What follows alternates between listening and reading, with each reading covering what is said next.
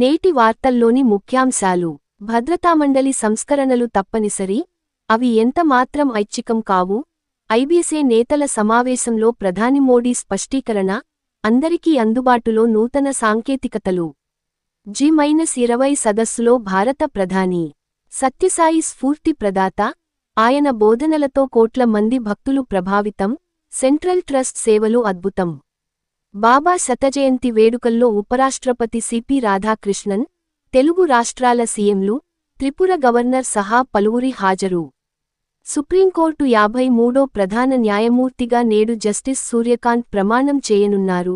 2027 ఫిబ్రవరి 9 వరకు ఆయన ఈ పదవిలో కొనసాగనున్నారు.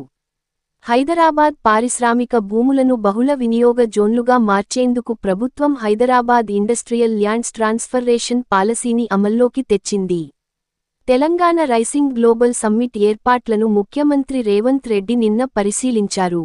డిసెంబర్ 8, 9 తేదీల్లో 2 రోజులపాటు జరిగే సదస్సుకు దేశ, విదేశాల నుంచి ప్రముఖులు రానున్నారు. అంతర్జాతీయ స్థాయిలో అత్యున్నత ప్రమాణాలతో పకడ్బందీగా ఏర్పాట్లు చేయాలని సీఎం దిశానిర్దేశం చేశారు.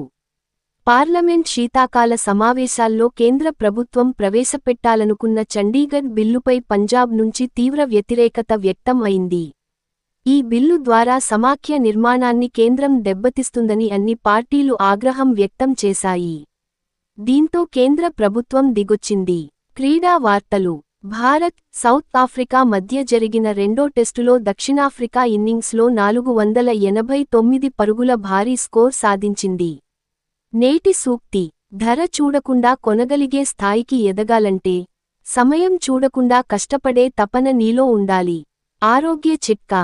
నియమిత ఆహారం, ప్రశాంతమైన మనసు, సానుకూలమైన ఆలోచన, తరగని ఉత్సాహం ఇవి ఉంటే చాలు. ఏ వైద్యులు అవసరం లేదు. నిన్నటి జీకే ప్రశ్న. అంతర్జాతీయ బాలల దినోత్సవం ఏ రోజున జరుపుకుంటారు? జవాబు: నవంబర్ 20. నేటి జీకే ప్రశ్న. ఆఫ్ఘనిస్తాన్లోని మహిళలు, బాలికలపై తాలిబన్ పాలకుల అణచివేతను అంతం చేయాలని ఏ అంతర్జాతీయ సంస్థ తీర్మానించింది? నేటి జీకే ప్రశ్న మరోసారి.